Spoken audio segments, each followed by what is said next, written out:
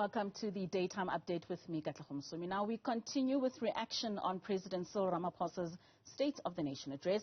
While the president did highlight the past plans, some say he has not provided solutions to the current problems, particularly on the economic front. For some reaction, I'm now joined by SAFTU Spokesperson Trevor Shaku to reflect on the president's speech. We're also expecting to be joined by Professor Daniel Meyer, who is with the College of Business and Economics at the University of Johannesburg, and hopefully he will join us in just a bit. Trevor, thank you so much for your time and for joining us. Just tell us, as a union, what was SAFTU's overall assessment of the President's State of the Nation address in terms of addressing workers' concerns? Good afternoon, Katlego, and thanks for having us. The first thing we need to note concerning the State of the Nation address is that, for the most part, it was a recitation of what the ANC has achieved from 1994 until 2024. Now, of course, there are undeniable proofs about improving access to education, improving access to sanitation, improving access to healthcare and other public services. However, what we must note as a disappointment is that insofar as the plans to change the current trajectory of underdevelopment, the president is still committed to the old plans. And those plans include the structural reforms, including the continuation of the fiscal consolidation. Of course, he's not coming out explicitly to say we are going to still commit to the fiscal consolidation, but somewhere in one of the lines it says they are going to maintain the fiscal policy standing and position of the country and ensure that it is sound. Now, in that instance, it means, therefore, a continuation of the fiscal policy measures which they've implemented up to so far. And those measures include austerity. Now, we have lamented in the past and even protested that the fiscal policy at the current moment is not conducive to support the public service, the public sector in general, because it is including defunding to the state-owned enterprises, it includes defunding to public institutions in the public service administration, it includes defunding of local government and of higher education. All of this, in our view, are going to have detrimental effects, and we have seen them before, that if the state reduces its expenditure on public goods and services, if the state pursues what we call a fiscal surplus, what is going to be the ripple effects of that is that the problems of staff headcount reduction in the public service will continue unabated, will be a problem of infrastructure and infrastructure backlogs, but also procurement of goods, because institutions like hospitals and clinics do not only operate on the basis of staff and the building, the physical building, but they need equipment on a daily basis, they need goods, pharmaceutical goods and all of those. So we, as an assessment on the fiscal consolidation and as an assessment on their fiscal commitments, we think that this is just a continuation of the old fiscal austerity and it's not going to bear any results. But Trevor, I mean, in speaking in those disappointments that you cite, especially in the commitment to old plans, quite often when the president does make a State of the Nation address and he gives new promises, he's criticized on not looking back and fixing on what he previously had promised on. Don't you think this is a continuation of saying this is what we've promised and this is the work that continues and would continue to be done? A reflection, of course, is important. But if you're continuing a policy that is bearing no results, you are actually regressive. Let's look, for instance, the same example I gave about fiscal consolidation. It is clear that fiscal consolidation is detrimental, not only for the delivery of public services to the 80% of the population who depend on public institutions, but also to the workers who are working in those particular institutions. And that's the reason why they're fatigued, because they are understaffed. Secondly, there is a presidential employment stimulus. Now, this policy, which was introduced at the time of COVID-19, would have been, in our view, a good indicator or a good step in the right direction, or a step in the right direction, rather. And but the problem is that immediately those particular, the elements of it being good are immediately reversed by the fact that it is mainly a 5-month contract, especially if you look at educator assistants in the basic education, because some of those learners, or rather some of these young people who are employed through the presidential employment stimulus are employed in the basic education through the educator assistant program. Now, if you look at that, we think that it is regressive because it is mainly contributing to non-standard work and underemployment. And if you look at the International Labour Organization's report in 2019 on non-standard work, you'll realize that South Africa is one of the countries whose underemployment is growing. And as a result, temporary work is a component part of that particular non-standard work or underemployment that has become a feature, especially after the industrialization of this country began in 1990. Now you have such particular problems. So we are saying it is not wrong to reflect on what you have done and perhaps even improve. But if you are going to reflect and give yourself accolades, even where they are not due, we think that that is very problematic. I mean, Trevor, speaking of the GDP, I mean, South African real GDP expanded by 0.6% in the second quarter of April-June in 2023. But of course, that didn't contribute much to an increase in employment. Do you think that there are any initiatives or policies that were mentioned in the address that you can particularly find promising in the economic perspective? No, we do not find many of those policies which he thinks will address unemployment effective. The first one is that he thinks that by structural reforms, especially in the energy sector, will of course lead to new projects, and those projects will create jobs. But the reports of the assessment of the decommissioning of Komati shows us that in the construction phase, the jobs that are created are 80%. And in the operational phase, the jobs that are only retained are 20%. Now, if the ratio is 80-20, it is clear that structural reforms, especially in the energy sector, are not going to create jobs. But also, just the assessment I made of the presidential employment stimulus, that is just nothing, because those particular young people who are employed through that particular program, after 5 months are tossed back into the pool of unemployment. The third thing is that he's not improving the issue of the fiscal consolidation or the fiscal surplus that is trying to pursue, because the implications of that on job creation is at least at 3 levels. The first level is that you've got the state actively creating jobs through state-owned enterprises.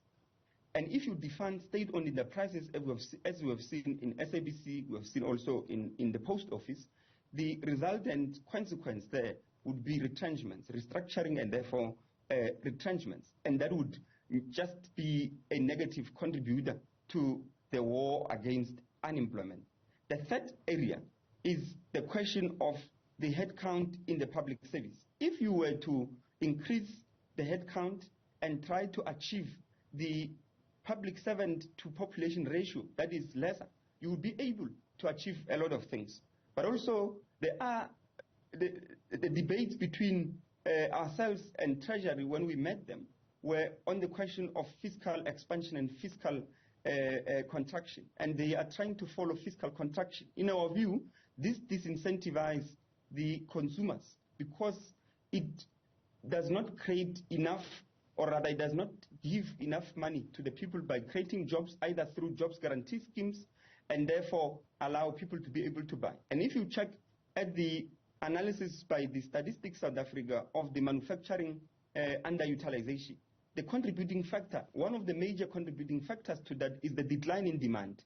Now, if you are pursuing fiscal contraction, you are not going to stimulate demand, and therefore you are not going to stimulate even job creation. So we think that the policies are actually achieving the opposite of what they think will achieve. Trevor, Prof. Daniel has just joined us. Prof. Daniel Meyer, thank you so much for being with us this afternoon. I mean, we are having this discussion in terms of the impact on the State of the Nation address, specifically on the economy as well as on workers. From an academic perspective, what key economic indicators or policies that were mentioned in this address do you believe will have the most significance with regards to creating jobs and even just creating a conducive environment for entrepreneurs to be able to create jobs? Thank you and good afternoon. We have just done a study as part of the Global Entrepreneurship Monitor GEM process, which is Global Analysis of Entrepreneurship and Business Development. South Africa is at the bottom of that in terms of the business environment. It's the toughest environment in the world to do a business, to start a business and to grow a business, because of many factors, but one of them is the policy uncertainty. Other one is the electricity, crime, a lot of regulations that small business must adhere to. So we don't have an enabling environment for small business and even big business, corporate business, to be successful in this country. It's a very tough environment, and I think those policies are not clear at this point of time. Most of the policies for our economic base sectors, which is agriculture, mining, and manufacturing, is not clear. There's many restrictive conditions for people to expand, and we need to have more clarity, to have more confidence by investors. Currently, there's an investment strike. The president says there's a lot of investment coming, but there's an investment strike if you look at the data. The data tell a different picture than he's talking about. So, but one of our main stories is the youth. And the president talked about so many opportunities and incentives for the youths, but I don't think on the ground level that is really happening what he's talked about. Thank you. So, Prof, if you were to advise the president in creating that conducive environment, in not making South Africa the toughest place to start a business, what would your advice be? Yeah, I think that the main issues would be to improve the capacity of the state. The state governance and the government has gone backwards in terms of their capacity in service delivery. You can just mention any of the infrastructure. Over the last 20 years, there's been no new highways built. There's one power station built, but we need much more. And he was happy about the fact that he can reduce load shedding, but because of the lower demand from industry and from households, they could at least keep the lights on. But I would say it's state capacity. We need to have infrastructure development. We need to support the economic base sectors. Agriculture, mining, and manufacturing are the ones that can create jobs and can create economic growth. Also, policy uncertainty to attract investment. Our labor laws are restricting people to be appointed to create jobs. So that is also restricting things to happen. Less government, more private sector control over the economy. Less corruption, obviously. More inclusive growth. Get everybody involved in the economy through different processes. Spatial changes. Don't develop more further away from the hubs and the centers for growth. Get people closer to opportunities, and also less government expenditure in the economy. It actually have a negative impact on the economy. Trevor, maybe just to close off with you, I mean, Prof mentions more private sector control, and we know that government has often said that their role is to create that conducive environment and not necessarily to create the jobs. How much of a role would you like to see from private sector in ensuring that jobs are created and more people are employed? Look, government currently is, at least as we're experiencing through the processes for the just energy transition, or rather, let me say energy transition, is that they are doing all they could, as instructed by the IMF and the World Bank, to create an enabling environment for private sector investments. And just for instance, if you look at the resolutions of the Just Energy Transition Partnership, in Resolution 3 and 5, they speak about the creation of that enabling environment. And they've begun to do that because they are preparing a legal framework, which we opposed as SAFTU in December, about the opening of the energy sector and also ensuring that there would be an introduction and a space for the introduction of the independent power producers to play a role there as part of creating competition and liberalizing that sector. So they are creating such particular conditions for them. There are also state-backed guarantees. There's blended financing. They are also doing demand guarantees. And you will see this in the lock-in clauses within the contracts between those who won bid windows in 4-5 and also and government. Now, if they are creating this conducive condition, would business create jobs? Now, it does not follow that if you create that conducive condition, business will create jobs. And it is because of the logic of capitalism and how it operates. The first the first priority is not for them to create jobs. They do not owe any allegiance to job creation or what. What they want is to replant their capital and ensure that such particular capital can bring them returns in the form of surplus value. And that is what is happening.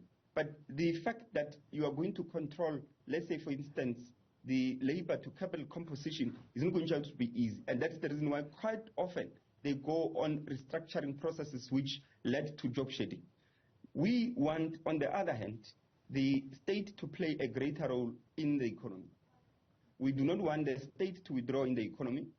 It must invest not only in infrastructure, but to incentivize private businesses to be able to establish their businesses here. But it must also ensure that it reinvests back into state-owned enterprises.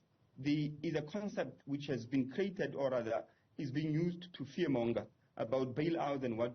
And we think that if you have a business and you are advancing money or advancing money capital into that business, it is called investment. But when it is the state and its own state-owned enterprises, it is called a bailout. Now, this fear-mongering, this terminology that is chosen specifically to ensure that people see the state's investment in its own companies as a burden on the fiscus is problematic. We want the state to not only reinvest in the state-owned enterprises that are existing at the current moment, but there's something which was interesting that the president mentioned last night, the creation of a speed rail between Johannesburg and Durban. We think that should be developed and it must be led by the state and not the private sector.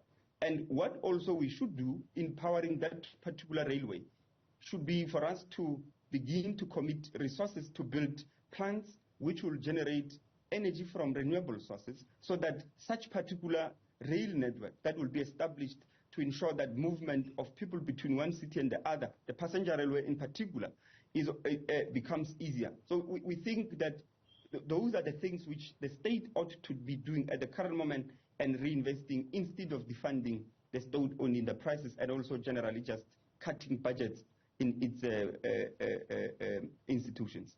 All right. Thank you so much, gentlemen, for your contributions this afternoon. That was Trevor Shaku, the spokesperson of SAFTU, as well as Professor Daniel Meyer, who is with the College of Business and Economics at the University of Johannesburg.